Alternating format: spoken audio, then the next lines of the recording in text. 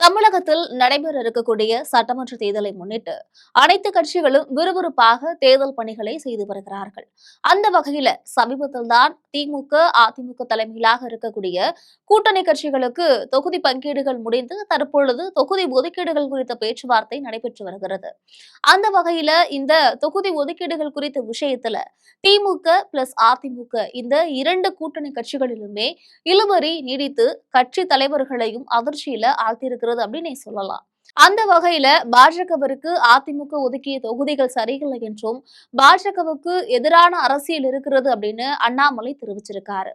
இது பற்றிய செய்திகளை தற்பொழுது விரிவாக காணலாம்.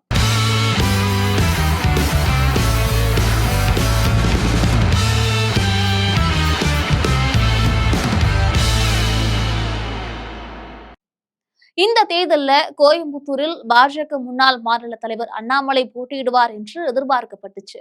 ஆனால் எடப்பாடி பழனிசாமி அதற்கான வாய்ப்புகளை கொடுக்கவில்லை. இப்படி இருக்கையில அதிமுக ஒதுக்கிய தொகுதிகள் சரியில்லை அப்படின்னு அண்ணாமலை புலம்பி தள்ளியிருக்காரு. அதிமுக தலைமையிலான என்டிஏ கூட்டணியில் பாஜகவுக்கு 27 தொகுதிகள் ஒதுக்கப்பட்டிருக்கின்றன. கடந்த முறையை விட இந்த முறை அதிக தொகுதிகள் ஒதுக்கப்பட்டிருக்கிறது.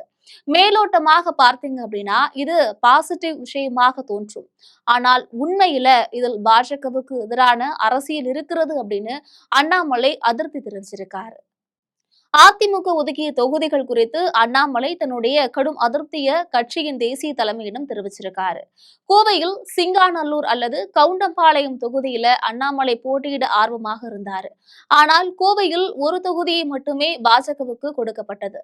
இதுல சிட்டிங் எம்எல்ஏவாக இருக்கக்கூடிய வானதி சீனிவாசன் தான் மீண்டும் களமிறங்க இருக்காங்க. எனவே அண்ணாமலைக்கு கேட் சாத்தப்பட்டிருக்கிறது.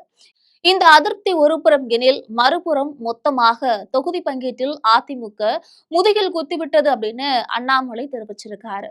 தேர்தலில் போட்டியிட வேண்டாம் என்று தான் முடிவெடுத்துள்ளதால் தனக்கென எந்த தொகுதியையும் ஒதுக்க வேண்டாம் என்றும் அவர் கட்சி தலைமையிடம் கேட்டுக்கொண்டதாக தெரிகிறது. இருப்பினும் பாஜக மற்றும் தேசிய ஜனநாயக கூட்டணியின் அனைத்து வேட்பாளர்களுக்காகவும் ஒரு கட்சி தொண்டராக தொடர்ந்து பணியாற்றுவேன் அப்படின்னு அவர் தெரிவிச்சிருந்தாரு. அதிமுக தன்னுடைய மற்ற இரண்டு கூட்டணி கட்சிகளுக்கான தொகுதிகளை இறுதி செய்த பின்னரே பாஜகவின் விருப்ப தொகுதிகள் குறித்து கேட்கப்பட்டது என்பதால அண்ணாமலை அதிருப்தி அடைந்ததாக தகவல்கள் தெரிவிக்கின்றன.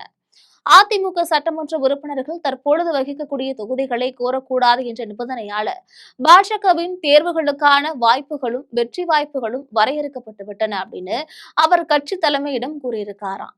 பாஜகவுக்கு ஒதுக்கப்பட்ட தொகுதிகள் கட்சி வளர்ந்து வரும் அல்லது வளர வாய்ப்பு இருக்கக்கூடிய தொகுதிகளாக இல்லை என்றும் அவர் சுட்டிக்காமிச்சிருக்காரு. திருவண்ணாமலை போன்ற தொகுதிகள் பாஜகவுக்கு வழங்கப்படுவது ஆளும் கட்சியான திமுகவுக்கே அது சாதகமாக அமையும் அப்படின்னு அவர் திட்டவட்டமாக கூறியிருக்காரு. அதே போல திமுக அமைச்சர்கள் தற்பொழுது வகிக்கக்கூடிய 3 தொகுதிகளும் கடந்த 20 ஆண்டுகள்ல அதிமுக வெற்றி பெறாத 2 தொகுதிகளும் தமாகவுக்கு வழங்கப்பட்டுள்ளதாக அவர் சுட்டிக்காமிச்சிருக்காரு.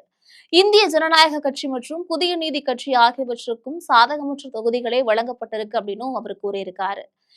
மேலும் தேவேந்திர குல வேளாளர் சமூகத்தை முன்னிலைப்படுத்தக்கூடிய தமிழக மக்கள் முன்னேற்ற கழகத்திற்கு பொது தொகுதியாக இருக்கக்கூடிய ராஜபாளையம் தொகுதி ஒதுக்கப்பட்டுள்ளது அப்படின்னும் அவர் குறிப்பிட்டிருக்காரு. மே 4ஆம் தேதி கட்சி தலைமையை சந்தித்து இது குறித்து ஒரு முடிவெடுக்க போவதாகவும் சொல்லப்படுகிறது. ஏற்கனவே கோவையில் தன்னை எடப்பாடி பழனிசாமி போட்டியிட வைக்காதது குறித்து அதிருப்தியில் இருந்த அண்ணாமலை தொகுதி பங்கீடு விஷயத்தை சீரியஸாக எடுக்க திட்டமிட்டிருக்கிறார் அப்படின்னு தகவல்கள் வெளியாகியிருக்கு. மேலும் இதே போன்று திமுகவில் காங்கிரஸ் மற்றும் தேமுதிக இடையிலான தொகுதி ஒதுக்கீடும் இழுபறியில் இருக்கக்கூடிய நிலையில இன்னைக்கு அனைத்து தொகுதிகளுக்கும் அவர்கள் எதிர்பார்த்த தொகுதிகளை பிரித்து தரும் அப்படின்னு திமுக தலைமை தகவல்கள் தெரிவிச்சிருக்காங்க. கடந்த எலெக்ஷன்ல தொகுதி பங்கீடு, தொகுதி ஒதுக்கீடு, வேட்பாளர்கள் பட்டியல் அனைத்து வேலைகளும் நிறைவடைந்த நிலையில இந்த தேர்தல்ல எல்லாமே இழுபறியில சென்று அதன் பிறகு உறுதி செய்யப்பட்டு வருகிறது என்பதும் இந்த இடத்தில் குறிப்பிடத்தக்கது.